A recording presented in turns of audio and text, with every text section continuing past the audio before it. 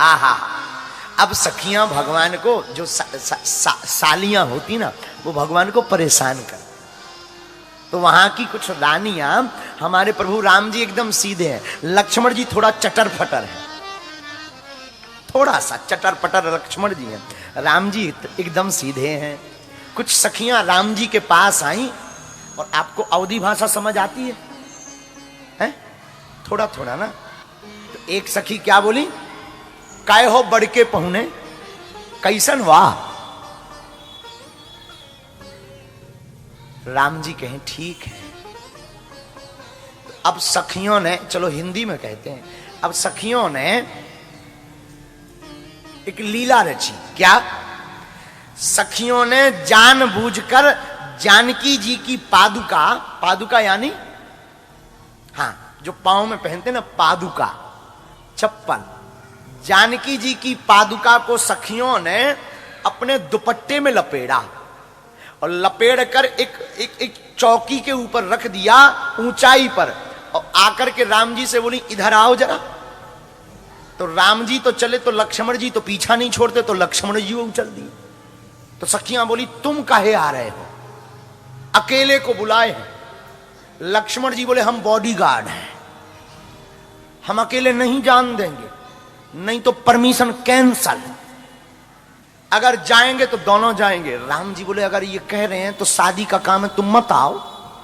लक्ष्मण जी बोले भैया पता नहीं ये क्या करें, इसलिए हम चलेंगे। अच्छा ठीक है चलो भैया।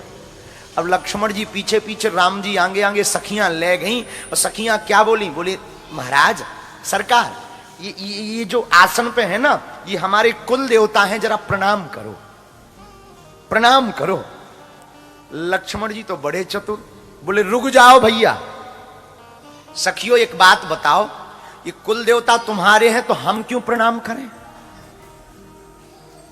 तुम्हारे कुल देवता हैं तो तुम प्रणाम करो ना। तो सखियां बोली नहीं नहीं ये शादी का नियम है। लक्ष्मण जी बोले हमारे यहां का नियम है अपने अपने कुल देवता को सब प्रणाम करते हैं, ये तुम्हारे कुल देवता हैं, तुम प्रणाम करो। राम जी बोले भाई अगर नियम है तो कर लेने दो ना। लक्ष्मण जी बोले हमें दाल में काला नहीं, पूरी दाल ही काली नजर आ रही है, और आपको विश्वास ना हो तो जरा हम कुल देवता की पोल खोलें। राम जी बोले खोलो। राम जी भागे भागे गए, सखियों ने खूब रोका।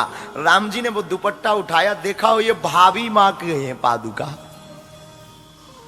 राम जी बोले बच गए। सखियां बोली एक बात बताएं तुम दोनों से। लक्ष्मण जी बोले बताओ। बोले तुम लोगों को चिट्ठी तो मिली नहीं, बिना चिट्ठी के ही आ गए। यहां जो यज्ञ धनुष यज्ञ हुई ना, इसकी चिट्ठी थोड़ी मिली, तुम तो बिना बुलाए आ जाते हो। लक्ष्मण जी बोले चिट्ठी गई थी। सखियां बोली झूठ मत बोलो। लक्ष्मण जी बोले गई थी। सखियां बोली हम तुम्हारी बात नहीं मानेंगे, अगर राम जी कह देंगे कि चिट्ठी गई थी तो मान लेंगे। तो लक्ष्मण जी हाथ जोड़ के बोले भैया कह दो कि चिट्ठी आई थी। राम जी बोले हम झूठ नहीं बोलेंगे। तो लक्ष्मण जी बोले ब्याह में झूठ तो बोलना पड़ता है, आप चिंता, आपको दिक्कत क्या है, आप कह दो ना, एक बार कह दो, नहीं तो हमारी नाक कट जाएगी, ये सब प्राण खा लेंगी। तो राम जी बोले हम झूठ नहीं बोलेंगे। तो सखियां बोली अच्छा बताओ राम जी आप बताओ चिट्ठी गई थी? तो राम जी ने कहा नहीं, चिट्ठी नहीं गई थी, नहीं गई थी चिट्ठी। राम जी ने सिर्फ इतना कहा नहीं गई थी चिट्ठी। सखियां बोली देख लिया लक्ष्मण जी तुम झूठ बोलते हो। लक्ष्मण जी बोले नहीं। तो प्रभु ने क्या कहा पहले गौर से सुनो। बोले क्या कहा? बोले राम जी ने कहा नहीं गई थी चिट्ठी। राम जी ने तो सत्य बोला, नहीं गई थी चिट्ठी। लक्ष्मण जी बोले पता है सखियों प्रभु का बोले? प्रभु बोले नहीं गई थी चिट्ठी। राम जी से बोले अगर नहीं धीरे से कह देते का बिगड़ जाता, इतना जोर ना हमें लगाना पड़ता। सखियां समझ गई कि बड़के सरकार तो बहुत सीधे हैं, ये छुटका बड़ा तेज है, ये छुटके सरकार है ना, तो बहुत डेंजर बा। तो क्या किया जाए? सखियां सताती हैं लक्ष्मण जी को, काहे हो छुटके पहुने, वहां पहुने कहते हैं पहुने बोले तो जीजा जी को, दमाद को। हाँ, आप समझ रहे हैं ना? तो इसका भी आनंद लो, ये भी एक रस है। तो सखियां क्या बोली? काहे हो छुटके पहुने ही आवा, ही आवा। तो लक्ष्मण जी बोले आए गए लो, बता बाहू। तो सखियां बोली एक बात बतावे। हाँ हाँ, हमने सुना है तुम्हारे यहां पिताजी की जरूरत नहीं पड़ती है, खीर से पुत्र पैदा हो जाते हैं। क्योंकि राम जी, लक्ष्मण जी, भरत जी, शत्रुघ्न जी ये अग्नि के खीर से प्रकट भये।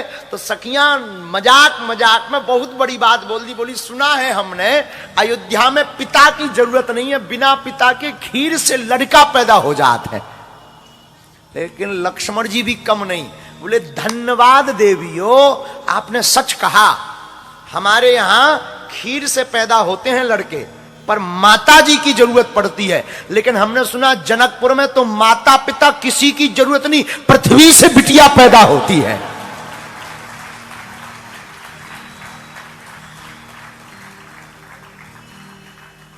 जमीन से बिटिया पैदा होती है, क्योंकि जानकी जी भूमि से प्रकट भई। सखियों का मुंह तर गया कि ये तो बहुत खतरनाक है।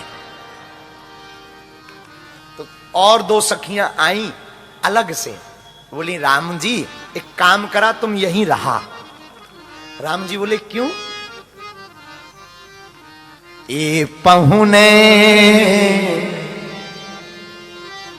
हमारे एक प्रिय शिष्य हैं भोजपुरी के गायक पंडित श्री मनोज तिवारी, अद्भुत गीत गाते हैं। ये गीत उन्होंने उनके मुंह से सुना था ना, जरा बजावा हो, अच्छा सुन लो, दो लाइन समझ में ना भी आए ना तो ठुमका लगा दिया कर। हमें खुद नहीं तुम्हारी अंग्रेजी समझ में आती है, लेकिन हम दांत निकालते रहते ना, हा हा हा, हा। हमें भी तो समझ में नहीं आती। जैसे तुम्हारी दशा है ना आज की कथा में, वैसे हमारी दशा होती है, क्योंकि हमको भी समझ में नहीं आती है ना। तो जब हम तो रिएक्शन देखते रहते हैं कि तुम हंस रहे हो कि नहीं, तो हम अगल बगल वालों को देखते रहते हैं कि अगर अगल बगल वाले हंसे तो हम भी हा हा, ये पता ही नहीं चलता कि किस बात में हंस रहे हैं, लेकिन हम हंसते हैं ना। उसी प्रकार तुम्हें नहीं समझ आवे तो कोई दिक्कत नहीं, ये भोजपुरी का बड़ा प्यार अवधि में है। अरे ये पहुने मिथिला में रहोना, एक होना यही मिथिला में रहोना, एक होना यही मिथिला में रहोना। जो न सुख बा ससुरारी में, जो न सुख बा ससुरारी में, तो न सुख बा